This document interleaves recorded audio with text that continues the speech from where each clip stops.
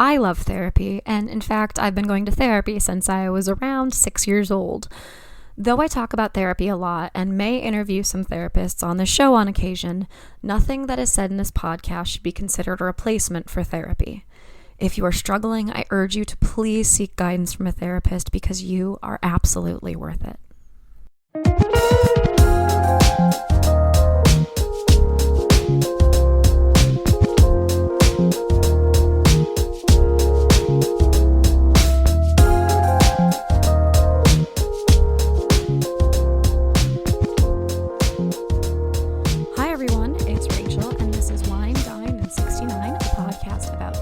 Relationships, sex, and self-love. And I am very excited for today's conversation interview thing. I have my dear friend Manette on the podcast. And we're going to talk about infidelity. I had said that I wanted to have kind of a mixture. I don't know. My brain is out of it today. I feel like I did nothing, and yet I'm all over the place mentally. I wanted to have a mixture of kind of teachers and storytellers, and so Manette's going to be our first storyteller. So I'm really excited to get into that, but I wanted to hit on a few things first. Number one is just I'm so excited about all of the exciting things that are coming up for the show. I have a bunch of people lined up, both experts in their field and just normal, everyday people who have stories that deserve to be told. And I am so excited to host all of those different types of people here. Whether they're telling their story, whether they're teaching us something, and even if they're telling us their story, they're going to be teaching something from their experience, right? So I am so excited. Thank you, if you're listening, for all of the people who I've been chatting with about doing an interview, a conversation, a little chat thing. So yeah, that's one thing. I've been so busy getting this set. I actually had to take last Friday morning off just because I needed to kind of get organized and get all my ducks in a row and get all of that stuff worked out. So another thing that I kind of wanted to touch on was to talk for a couple minutes. I got a listener ask if I could briefly touch on faking orgasms, and specifically women faking orgasms in their relationships. I know I've heard that men are capable of faking too, and that they're also capable of like feeling an orgasm but not actually producing any semen. There's like no ejaculate. So I cannot speak to that, and I would love to have someone on who has a penis and can speak to that, because that sounds interesting and another thing for me and all of us to learn. So this person messaged in. They thought that would be really interesting if I went over why women and also people who have vaginas may feel that they need to fake it, what pressures are there, and also what they can do to not. And so I think it's worth saying now that I have been guilty of faking it in past relationships, and I think it's really messy when you're faking it and you're in a relationship, because how do you undo that, right?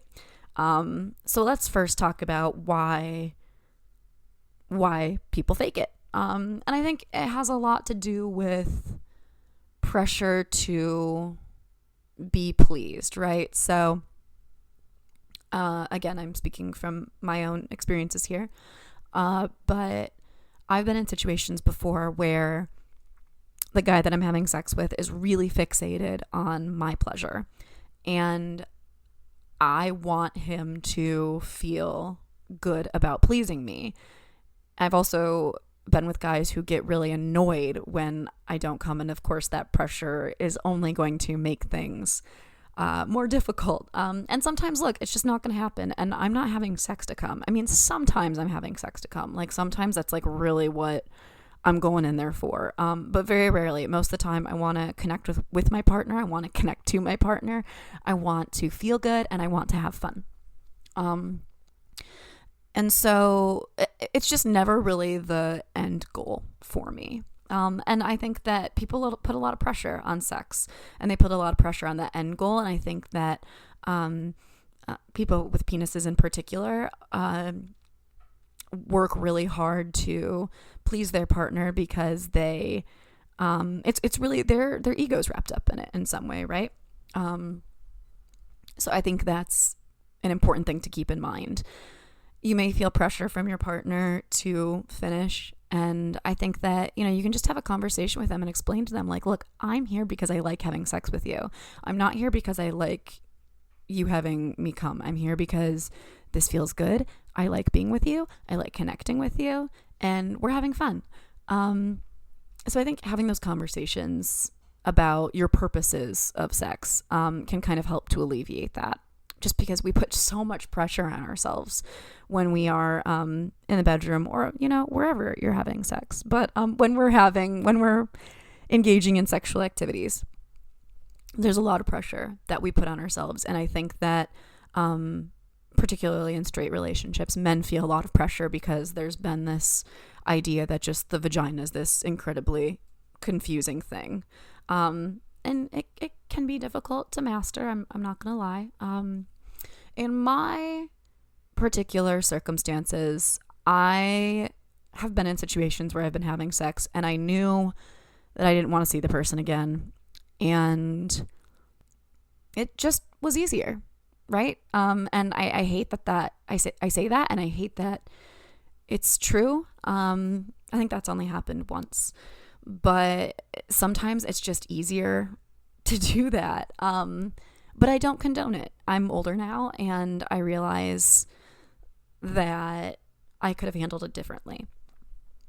Again, what I think gets really messy is when you are in a relationship and you've set that precedent of faking it. How do you kind of backtrack? And the question is, do you come clean and tell your partner, which could really hurt them and make them feel betrayed, like you weren't honest with them, which you weren't? Or, do you kind of go about trying to fix it without coming clean, which I think would be really, really hard. I don't think it's impossible. And it's really interesting because Manette and I actually do talk about the idea, not about sex, but about infidelity. Do you come clean to your partner? Is that always beneficial, or is that going to hurt more than help the situation? And I think it really is a case-by-case basis. You have to decide what's best for you, but at the end of the day, the key really is to communicate effectively with your partner. Good rule of thumb is to not fake it, of course, because at the end of the day, do you really want to continue being in a sexual relationship or, romantic relationship? But regardless, do you really want to continue being in this dynamic where you're faking it? Because it's easy to say, oh, well, next time I won't. But once you've set that precedent and you've done it, you've done it. So it would become easier. And then later down the road, when it becomes more difficult for you to come, your partner's going to be like, why is it taking so long? And it gets messy. It gets really, really messy. So I encourage not faking it. And I encourage having open conversations with your partner about why you're having sex with them, because I think that can alleviate everybody's kind of fears, because there's a lot of ego wrapped up in sex. There's a lot of ego wrapped up in making your partner come, making your partner finish. So yeah, be upfront, communicate. That's always the main advice that I have at the end of the day. And yeah, if you have any more questions about that, again, I would love to have someone who has a penis who can speak to this topic, and would love to have some sort of expert teacher on who can talk more about what you can do if you've kind of already gotten into that dynamic with someone, and how do you kind of come out of that. But yeah, that's kind of a little intro on kind of why I think that people do and why we shouldn't. Last thing before we get into the interview. In the interview, I mention an article called like the 3 marriages that you have with somebody. And I say that it is by someone named Sydney Joyant, which is not the case. I actually was able to find the article. The article is called Marriages for Life. I will link it in the show notes.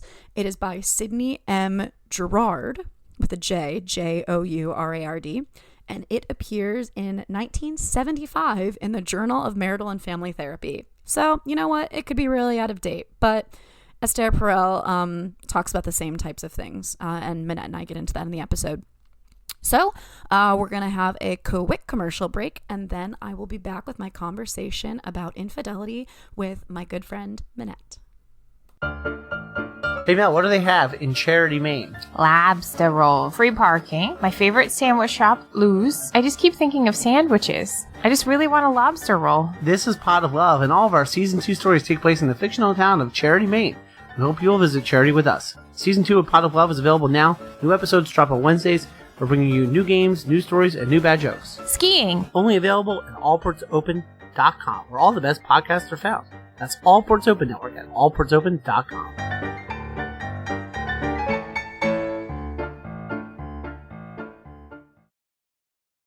Hey everybody, welcome back from that commercial break. I don't know what it was for, but I'm sure it was for something really great.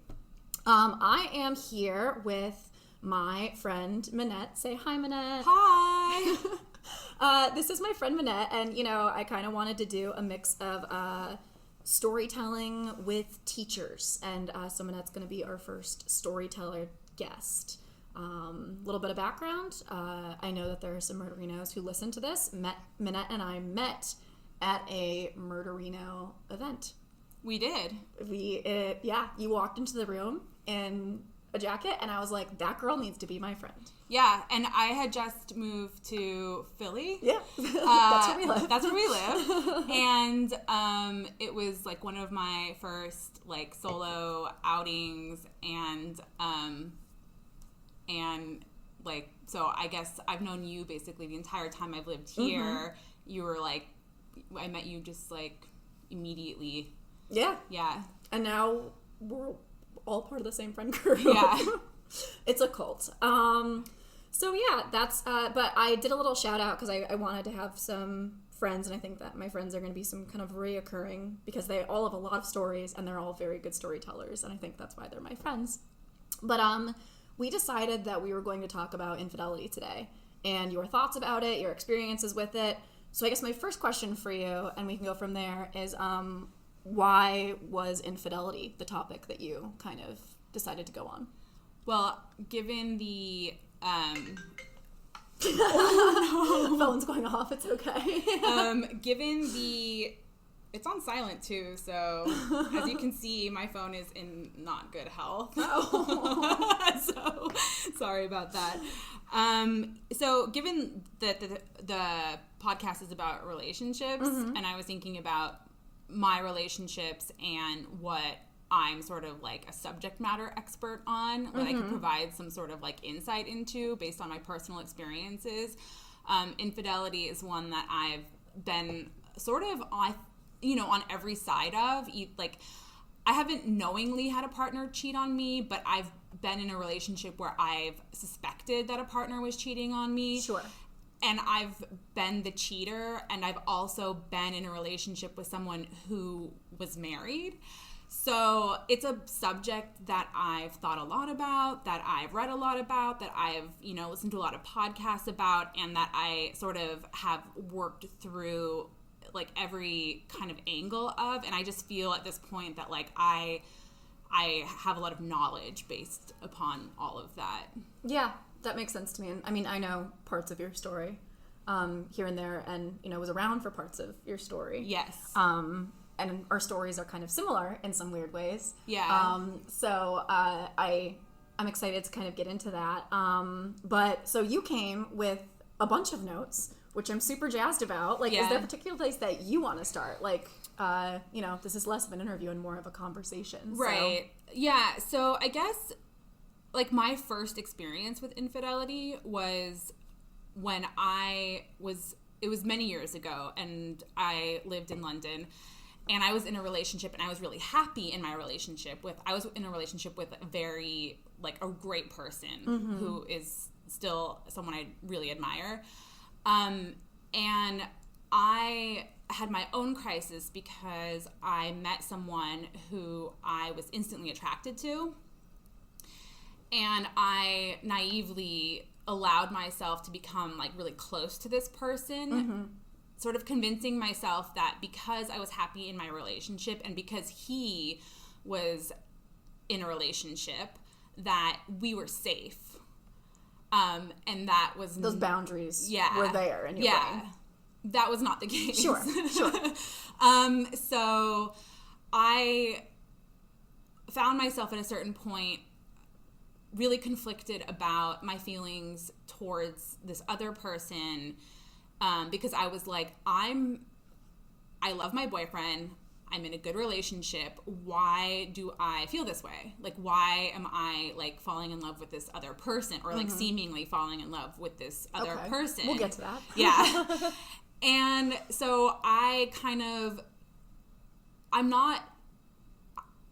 don't believe that it's okay to cheat. Sure. Like, I don't think that I wasn't taking it, like, I wasn't being flippant about my relationship. So I was, like, searching for answers, and I was reading, you know, things on the internet, and I came across, I think at that time, do you know Esther Perel? I was actually going to bring up Esther Perel. Yeah, so I stumbled upon her TED Talk, which is, I have the note here, it's Rethinking Infidelity. And I think what resonated with me at the time was something about how the definition of partnership has evolved from it being something of an economic security to it being this thing where we expect our partner to, like, and I think also, and I think you've mentioned it before actually in your podcast, the Alain de Botton. Yeah. So he says the same thing, that we expect this huge laundry list of things from a relationship now that just wasn't historically, like, part of a partnership or a marriage. And it's like, so you expect them to be the greatest lover, the best friend, a co-friend, a confidant, an emotional companion, an intellectual equal. And so when you're dealing with a situation of cheating, it's like, it's an identity crisis. And I think that for me was, like, even though it wasn't like I was the one being cheated on, so I was having the identity crisis, like, I was having an identity crisis. Absolutely. Like, I was, and so I think it was at that time really hard for me to separate, like, myself from my relationship. But in retrospect, looking back at it, and I kind of knew this sort of shortly thereafter, it wasn't the relationship, it was me. Like, I was, like, having issues with, like, figuring out what I wanted. Yeah. I think that's such a common thing, too. Yeah. Is that people automatically assume that it must be something having to do with the partner. And very frequently it's an inner battle, like, with your demons. Yeah. So. And then I cheated. I mean... physically, but you had kind of already been emotionally cheating. Oh, yeah. I had been emotionally cheating. Yeah. And also the other thing that now that I'm, like, it's far behind me, that I sort of realize, which I wasn't letting myself kind of realize at the time, is, like, if I'm straight, and this person was a man, and I was texting him and interacting with him in a way that I would not with a friend, so we were not friends. That's a good litmus test. Yeah. Yeah. We were never friends. Yeah.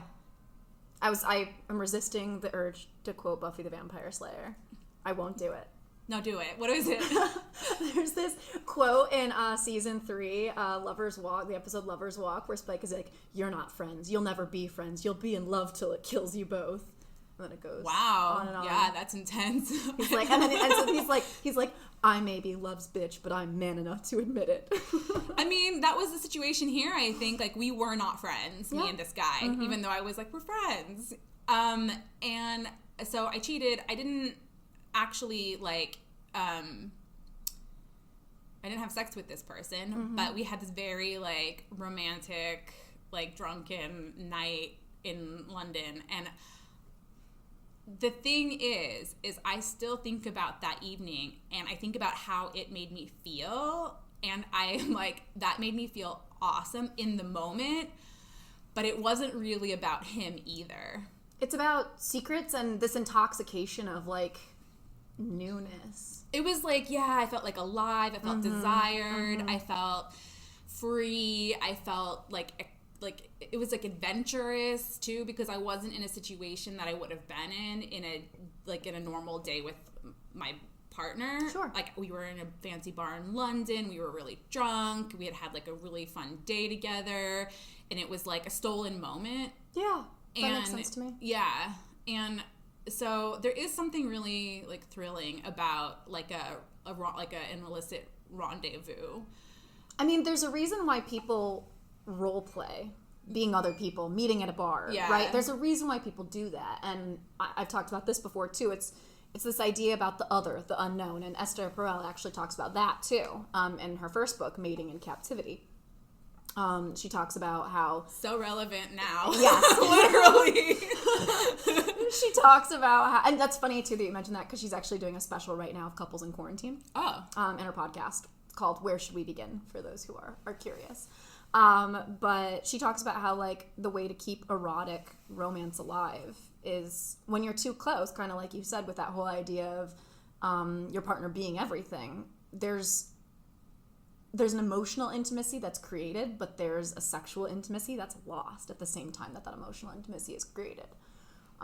Interesting. Yeah, so I can see how when there's mystery, when there's a lack of emotional intimacy, that becomes sexy. Yeah. For sure. So that, for me, that like dalliance, it like... I have an aunt that I'm really close to, as you know. Yes. Auntie, who thinks that this podcast is named after her because she's 69 this year. So, yes, and she I likes to wine and dine. Shout out. Yeah. And we were very close, and we talk about these things a lot, and she was sort of saying to me at a later time, like, you're either in or you're out. And that seems very black and white, like, but that's the best way that I can describe, like, what happened to me was, like, pre-physically cheating. Mm-hmm. I was in my relationship. And after, I was checked out. And so it, like, disintegrated my relationship. Sure. But it's almost like you needed that. Do you think that if that had not happened, do you think that the relationship would have ended anyway? I don't know, actually. No? You don't? Okay. Yeah, I don't know, because I really did value and love this person. Mm-hmm. I think that I had some things I needed to work through, and I think I could have done it and stayed in the relationship, but I'm not sure that, like, I'm not sure that I was equipped to do that. And how old were you? I think when we ended our relationship, I was like 30. Sorry, I'm burping into my scarf. Excuse me. And nothing if not straight with the listeners. So, yeah, we are actually having drinks right now. What is this concoction that we're drinking? It is a Chambord cocktail. Ooh, and it is called, it is called the Chambord Royale. Okay. So, no, it's very tasty. Yeah. You know, one of our friends, I was going to say one of my friends, but your friends are my friends. One of our friends was like, I feel like you should, like, have, if it's called wine and dine, like, what if you drank during it? And I was like, oh, girl, I've been done drinking through it. You were like... It's just one. It's like one drink, like, you know, just to kind of... I like the thing about podcasting is, as a listener and as when you're doing it, it just kind of feels like you're talking to your pals. So, you know, why not have a drink? So yeah, but I digress. So the relationship disintegrated. It did. Very quickly? No, not slowly. Yeah, it was like a slow death. Yeah, but I don't know. There's just like a loss of something, which I think at the time I didn't really think about in detail, and I didn't. I don't know. I just, it's like learning, I don't know, economics, where it's like you put a vocabulary to something that you already know exists, and then suddenly it makes sense. So it's like I knew that those things existed. I just didn't really have the vocabulary to like describe what it was. But like, so, which leads me to infidelity number 2. Wait, I have to ask though, did you tell that partner? No. You didn't? Okay. I did not. Yeah. I'm always curious about, again, Esther Perel, who I just look at as really very much the expert on infidelity. She says that sometimes that can ruin it. And we can talk too about coming back from infidelity, but yeah, if it's possible. She says infidelity can ruin relationships. She says that if you tell your partner about infidelity, it depends on the situation too, right? But she kind of says like that in this and she's Belgian, right? So, but in this American culture, we have this idea that infidelity, that you need to come clean, right? And like sometimes that's not the best course of action. Like if it was serial, like maybe, I mean, you just have to look at the situation, talk to your therapist, etc. But sometimes coming clean isn't the best thing. Yeah. I suspect, sort of think that he might have known. Okay. But like, I never said anything and he never confronted me. Okay. So, I don't know. Who can say? Okay, so you were around 30. So number 2. Mm-hmm. So infidelity number 2. I'm not judging. I'm just here to... No, I don't judge myself.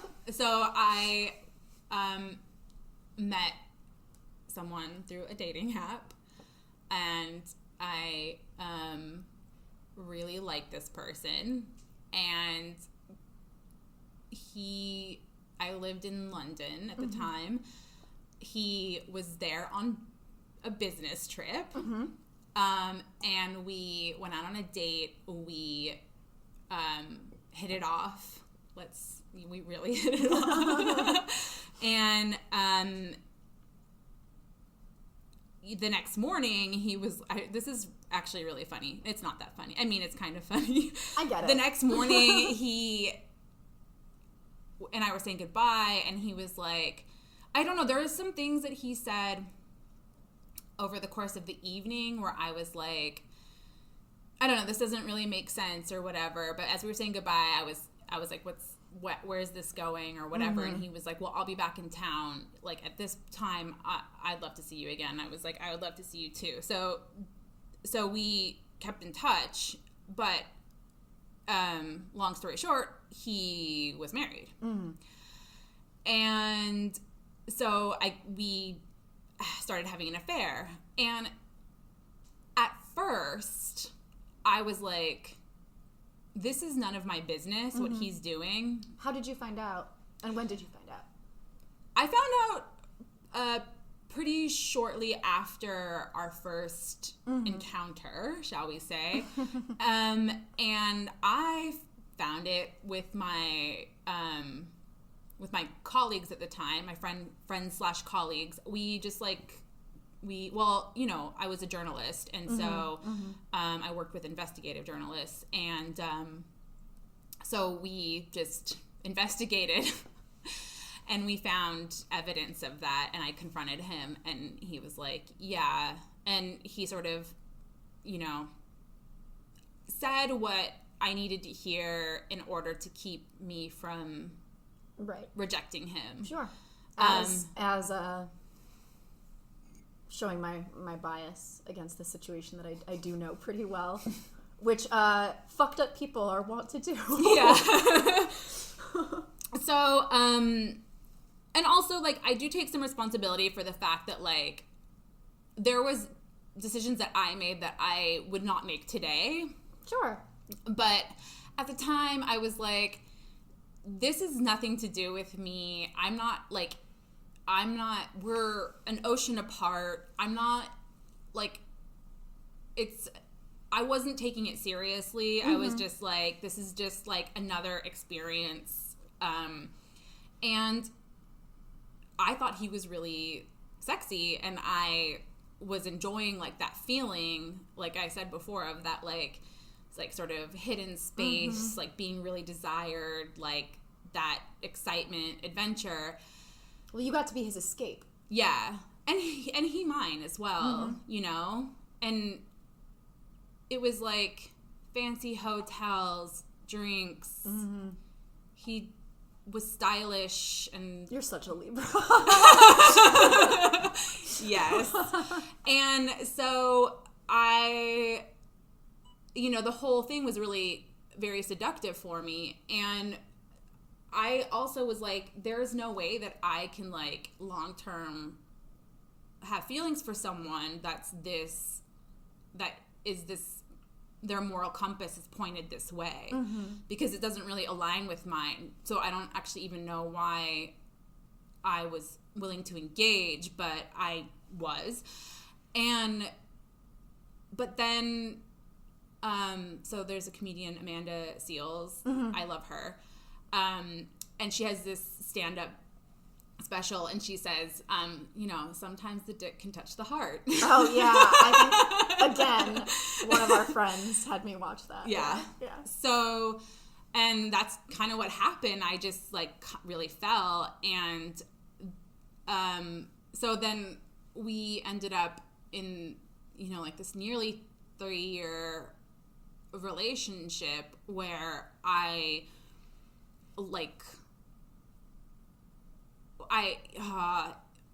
so this relationship really, I think, has really like kind of been the one relationship that has like really forced me to examine all parts of myself and grow as a result of it.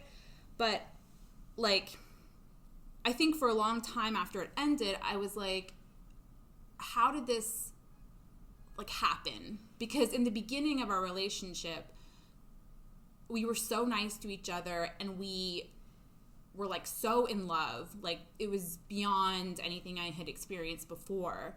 But the end was so nasty.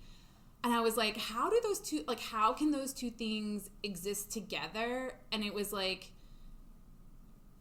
you know, and it was so layered too, because there wasn't just me and him, there was also his wife. And I also kind of like formed this weird relationship with her, even though we don't know each other. Sure.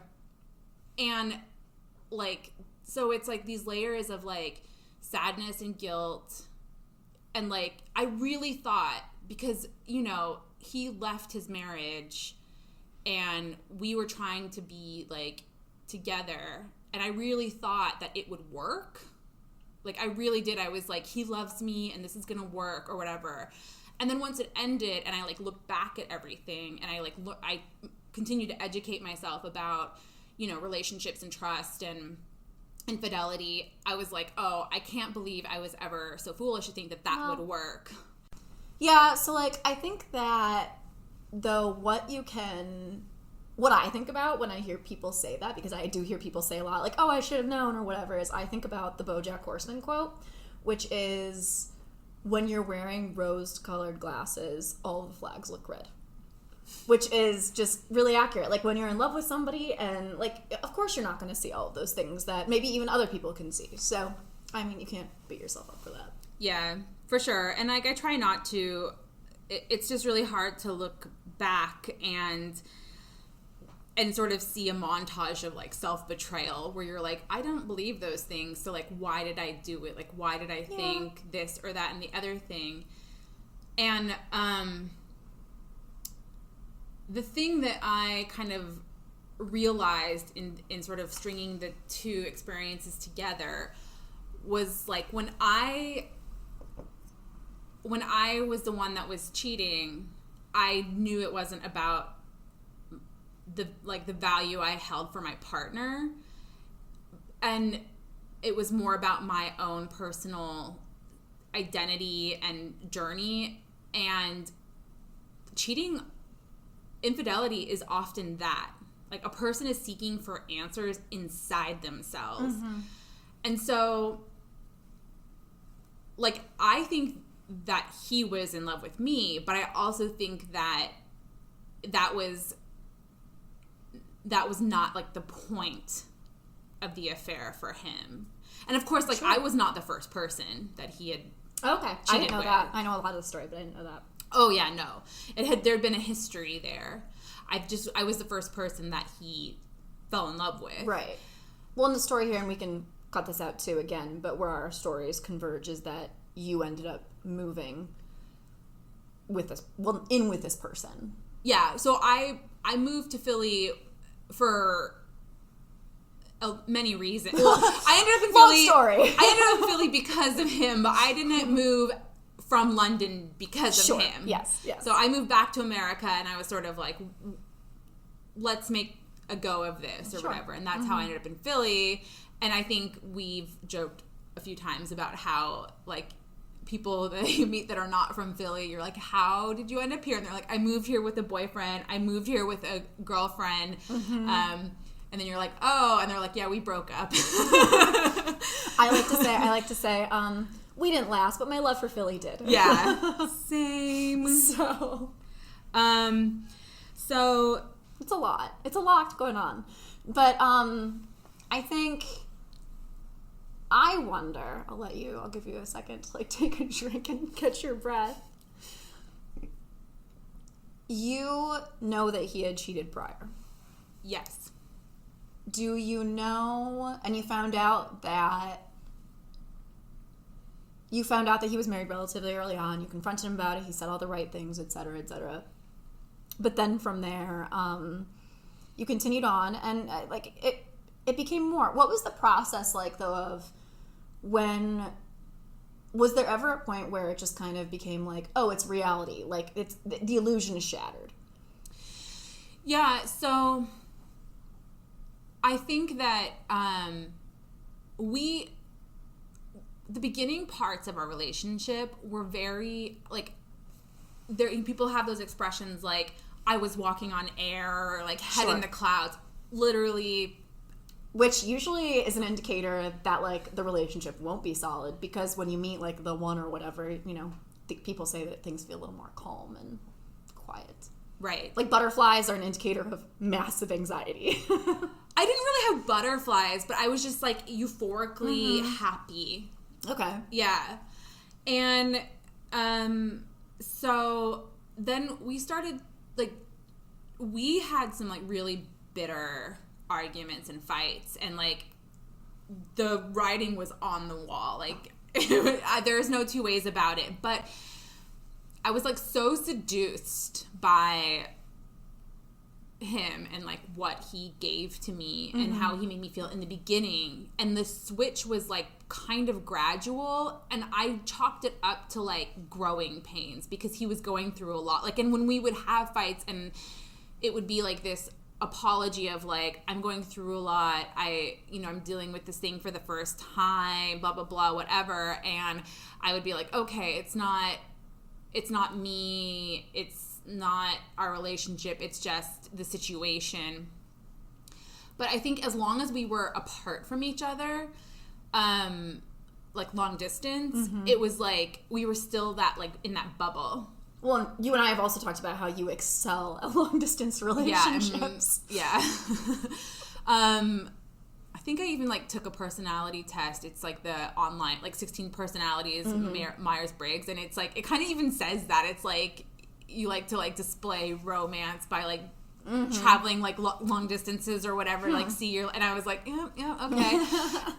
I think when I got to Philly, even though that's, like, what he said that he wanted was, like, a chance for us to be, like, a real couple. I think as soon as I got into, like, his like, space, like, his territory, like, his, like, reality, like, his life, like, his real life, not his fantasy life, I think that's when everything switched.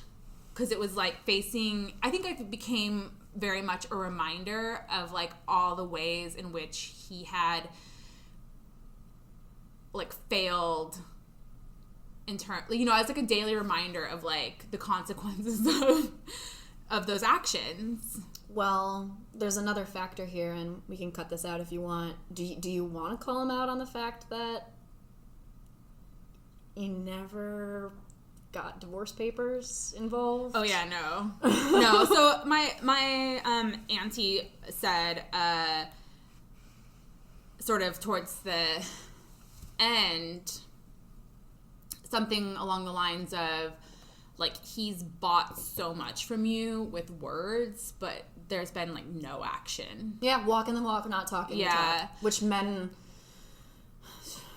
in my experience, like, as somebody whose love language is words of affirmation, I have to look out for that, and I have to make sure that the words are being backed up with action. Yeah. Totally get that. Yeah. And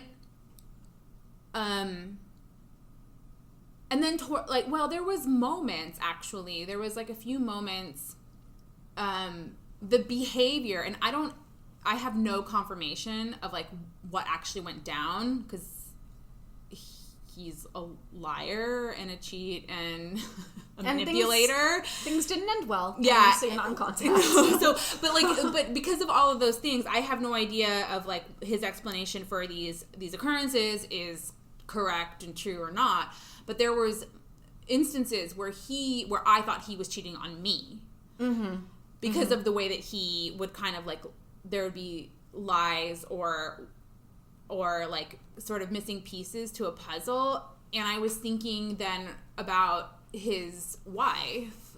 And I was like, I remember he said to me one time that he never told her about any of the infidelity, but it might have been helpful because it would have put together the missing pieces of the puzzle for her. And so when I'm left now with these moments or these, like, you know, because he traveled a lot for work, with these evenings or these periods of time where I'm like, I have doubt about, I think of that, where I'm like, that puzzle piece is missing, and, like, why is that puzzle piece missing? So, you know, at some point during our, like, the fallout of our relationship, I said, it doesn't actually matter if you cheated or not. You made me feel like you were cheating on me, and that is the same as cheating. And there's that old thing that's like, if it's that same thing that goes along with if, and I don't want to personalize it, so I'm trying to come up with a way to, like, change the wording that's in my head, but if somebody's willing to do it to me, yeah, like, then they're willing to do it to somebody else. If I'm the other woman in a situation, then, like, I would be paranoid, the other woman, quote unquote, like, but I would be paranoid as hell going into a relationship with that person. Yeah. Because if they could do it to me, then they could do it. If they could do it with me, then they could do it to me. That's what I was trying to say and really struggling with. Well, so that's what the conclusion I sort of came to was, like, I thought the relationship was had a chance. Because I was like, love is all you need, or whatever. And, like, we love each other. But, like, so I listened to this podcast. Okay, I have a note here. It's episode 75 of Relationship Alive, and John Gottman, How to Build Trust and Positive Energy in Your Relationship. It's actually a really good, interesting episode. But he talks about, like, the two basic components for, like, what makes a relationship work. And obviously, like, there's other things that you need, but it's sort of like you have to have these two things at, like, the bare minimum. And it's trust and commitment. And he defines trust as sort of the knowledge that your partner is thinking of you as much as they're thinking of themselves. And commitment, I think, is pretty self-explanatory. Yeah. But you do have to chat with your partner about, like, what defines cheating, right? Like, that's an important thing. Some people view their partner watching porn as cheating. Right. You know, and you need to work out those boundaries. Yeah, yeah. And, like, I'm also not talking about, I mean, we say cheating, so it's, like, non-consensual non-monogamy. Right. This isn't, like, consensual non-monogamy. Right. Which has its place. Yeah. And I actually have some people on the docket. Yeah. And, like, I'm no expert on that.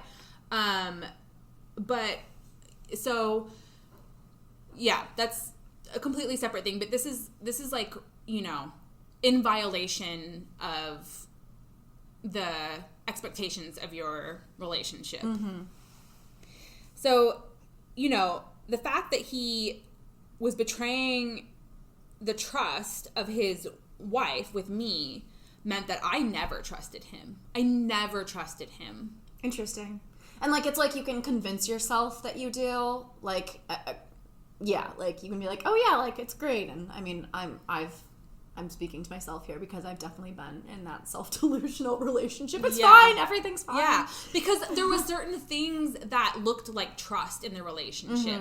Like, I allowed myself to be very vulnerable with him in sexual ways. Sure. And there are certain things that I would trust that he would never cross the line of, even now. But in terms of protecting my welfare in our relationship, like, I never did. Yeah. And though he said that he was committed, he never really backed that up with action. Because if he was committed, it wouldn't have been this... I mean, yeah, like you said, the entire time we were together, like, he never got a divorce. Right. And that, like, ultimately, I didn't want to live like that. Don't blame you for that. Yeah.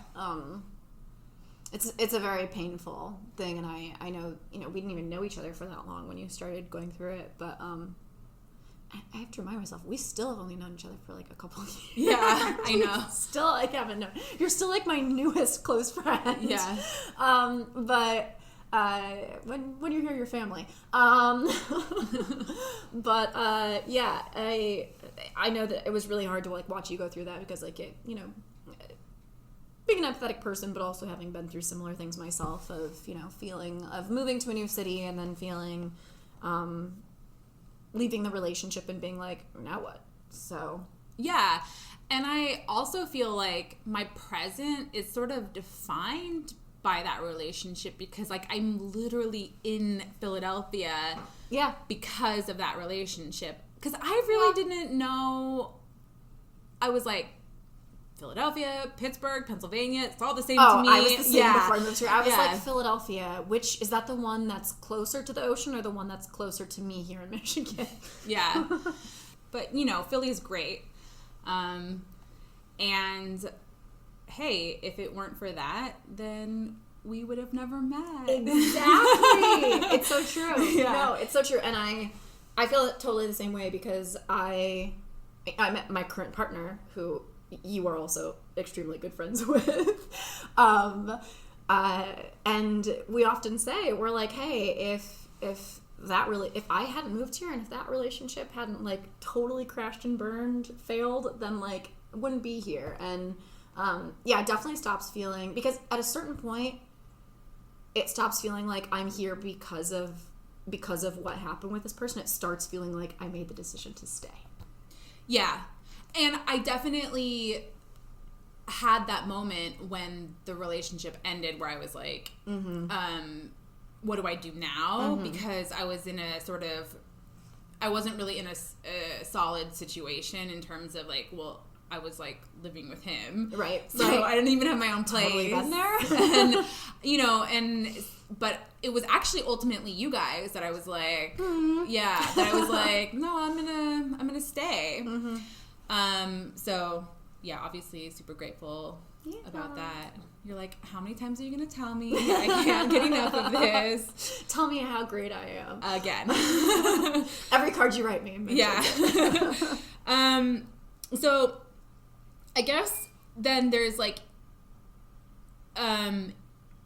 Infidelity story 3, which is I had a friend visit me. Wait, okay, go ahead. Yeah. I had a friend visit me, and I'm trying to like strategically talk about this so that, like, it's vague enough, but that I know that I know. Yeah, so okay. And we had this very wild night at an undisclosed location, a secret location, and at some point during the evening, she disappeared with a gentleman, a married gentleman, and I I was like, my friend is dead. I shall try to call her. And I tried to call her, and I was like, oh, I have her handbag. This is not going to work. And so, anyways, I mean, I eventually found her, but she had been taken away by this married gentleman for a... Significantly older than she was, if I recall. I think even more offensive than that. I mean, no, there's nothing wrong with it. Like, I'm here as a hypocrite saying there's nothing wrong with an age difference. I think even more offensive to me was just really, she was punching below her weight. Yeah. Well, this person also had married gentleman with children. Yes. Young children, if I recall. So she had a dalliance with said married gentleman, and the next day there was a dynamic between us where I feel like she was like worried I was judging her. Mm-hmm. Because I was very, like, I come down very hard now about the cheating and infidelity thing. Totally, and I do too. I've always been like a very like women protecting women, but I think that and actually that you say that, I think one of the things that I continue to struggle with is actually my disrespect for the women in this situation. Okay. Mm-hmm. You kind of have to do that though, right? You have to like dehumanize them in a way. Yeah.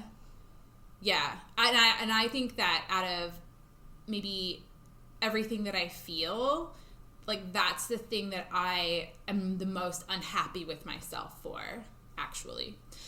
So the next day, I think there was like a thing where she was sort of like worried that I was judging her, which I was not. But I was like, so I explained to her, I said, you know, what I've learned from all of these situations that I've been in my life is like, it's not a healthy choice. He's not making healthy choices, and I don't judge him for that because I have been there. I have literally been there. I've been there. I've been on like I said, almost every side of it. Probably every side of it. And I don't judge it, but like it's not healthy. Like you're not making a healthy choice when you're doing those things. And it's also really about a self-examination when you're cheating. It's not about the other person, and it's a very selfish act. Like it's a very selfish act. And I just don't want my friends tied up with that. Absolutely. Because sometimes the dick touches the heart. That's true. And then you don't want to see your friends get crushed. No, it's by unhealthy people. And that's the thing too, like when it comes to being a friend, it's so funny that like you bring that up, because I am somebody who, look, I have a podcast. I have things to say, and like I'll be empathetic about it, but I have really strong opinions, right? And like I wouldn't be here if it wasn't. I especially have like strong opinions about relationships and such. And as a friend, what I'm learning to do through therapy, like, and also just trying to be a more empathetic human being, is you can look at like what your friends are doing, and that's like the place that it comes from when it's healthy, right? Like the place, it's not a healthy place when it comes from like judgmental, this is like wrong, this is this. When it comes from a healthy place, it's, I don't want my friend wrapped up in this person's bullshit. Yeah. Like, this person is dealing with some bullshit, and my friend, like, doesn't need that bullshit in their life. Yeah. Yeah. So, it's really interesting that you bring up that point. And, too, like, thinking about his age, I mean, not to make a joke about, you know, the cliche of midlife crisis, but, like, this person was primed for a midlife crisis based on what I actually understand of them. Think he looks older than he is. Really? Yes. Oh, yeah. okay. Although he is older than us. I have met this person. Yes. That's why I know so much. Yeah. It's a very weird day of my life. Yeah. Yeah. For sure. But okay, that's interesting to know. Very interesting to know. Yeah, but in any case, it doesn't matter, it's, you kind of think, well, you've gotten to this age, which is older than the age that I am at, and you still are, like, making some pretty large, and, like, everyone grows at a different space. Wine's starting to kick in. Different space, different pace. Yeah, that's the one. That's the word I'm looking for. That's the one. Different pace, but all of them apply. Yeah. I know what you mean. But I don't want to see my friends, you know, caught up in the game like that. Everybody has their own shit that they're dealing with, and sometimes when you know your friends' stories and what their... I hate the word baggage because it has such a negative connotation. Yeah. But you know what their insecurities are, you know what their baggage is, and you, like, see them in a situation, you're like, no, that's the opposite of what you need to do to heal from that. Yeah. You know? So, and I don't even know if that's a situation with this person that you're talking about. Yeah. But just you want the best for your friends. Yeah, I don't even think in this case it's about my my confidence in her ability to, like, handle herself or heal or whatever, but it's just like, I love her, and fundamentally I do not want to see her suffer or struggle or, like, make the mistakes that I've made. I'm like, hey, look, I made those mistakes, so you don't have to, like, listen to me. I frequently feel that way. Yeah. And I think too, like, and I guess a good conversation to, like, kind of end on overall, we can kind of talk about, and I have a lot of interesting feelings about this, and I wonder if you do too. Like, and I know what Esther Perel would say, and I think that I've learned a lot from Esther Perel, and that kind of influences how I feel, but does infidelity need to be a deal breaker? And I think it depends, right? Like, and for some people, it's an absolute, any cheating, the end, bad, like, absolutely not. For some people, it's that. And you know what? That's great. But what if there are kids involved? What if there's, like, weird money things involved? Like, you know what I mean? There's so many nuances to this conversation. Yeah. And I know what Esther Perel says is to be gentle and just have a more empathetic look, because honestly, like, more people are cheating now than ever before. And, like, apparently I read a statistic, and I'll link the article in the episode notes along with all of your notes that you have provided. But apparently the rate of men who commit infidelity has been steady, like, across time, but the rate of women's going up, which isn't surprising. Like, it's not. Girl power. And I do think that's part of it, right? I do think that is part of it. Well, I think with economic empowerment, absolutely, there's more freedom. Absolutely. So, but does it have to be a deal breaker? And how do you overcome it if you choose to overcome it? Yeah, I really do think that is, like, a situation by situation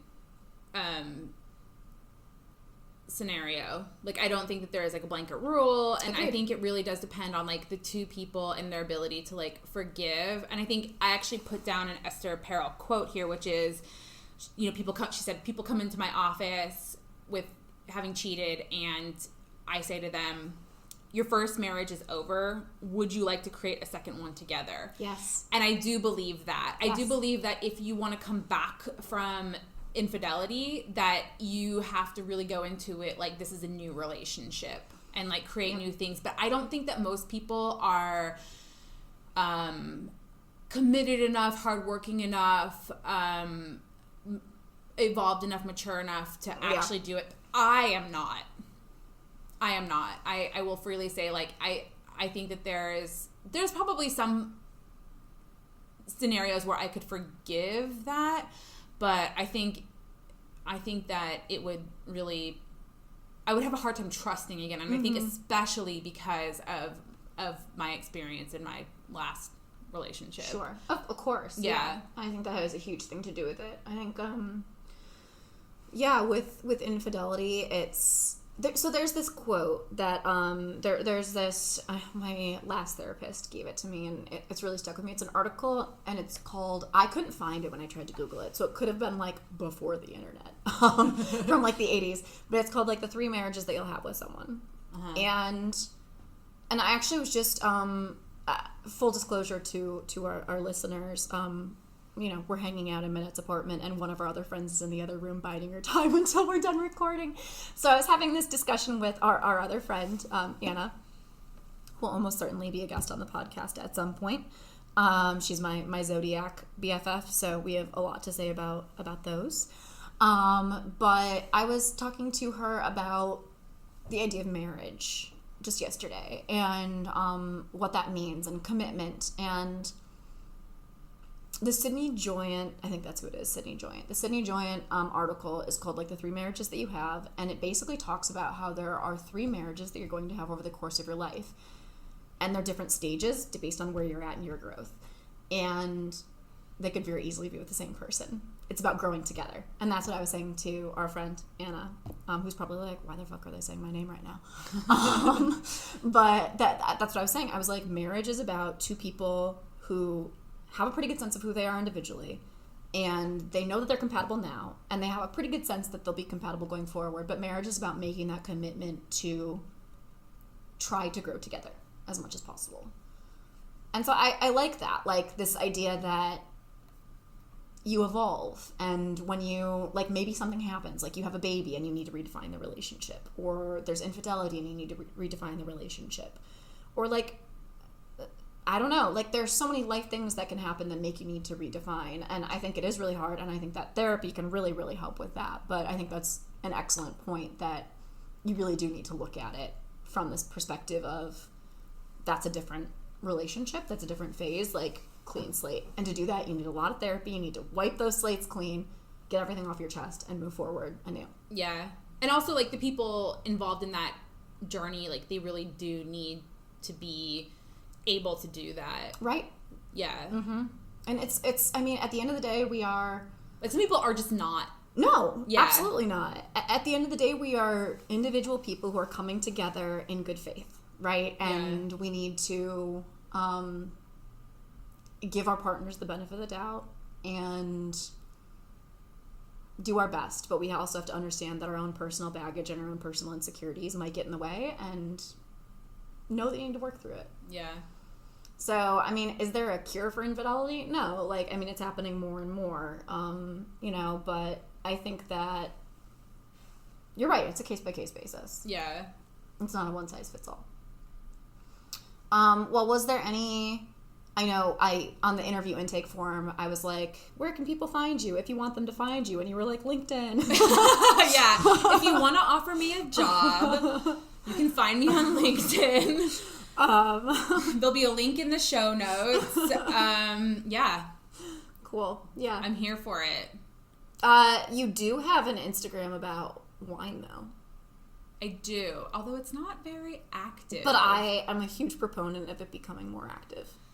Oh, I've just got so many okay, I'll try. I have so many passion projects, but if do you even know it? Yeah, I know it. I have forgotten it. Wow, it's Best Wine Life. Best Wine Life. Yeah.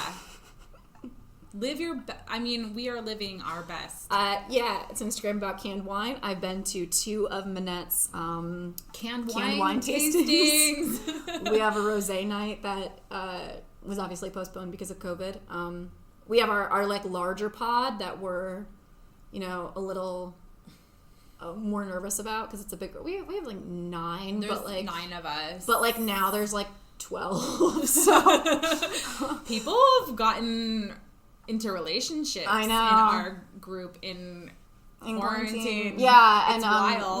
we had some friends that were doing a really cool I almost called it a mission trip, but no, they were down at the border volunteering. Missionaries. No, yeah. And they're back now. So. Yes. So they're back. With the cat. Yes. Waffles. Yeah, they're back with waffles. So, you'll definitely be meeting some of these people. I've talked to most of, and it's not just my friends who are going to be coming on to future episodes. I have I've reached out to a lot of different people, some from the Murderino community, some from the Philly area. But you know what? Yeah, sometimes it will be my friends because sometimes I need a week where it's a little less nerve-wracking to interview somebody, and you know what? Like, that's going to be easier with my friends. So, And sometimes your friends are super smart and interesting. that's the first point that I missed. You're right. That's what it is. No. Well, do you have any last words, last things, last advice, last links you want to share? Any last? The pressure's on. No. All right, everybody. Well, this has been Wine, Dine, and 69. I am your host, Rachel Dalton, and my guest, Manette. Thank you for being here. Thank you. And let's keep talking.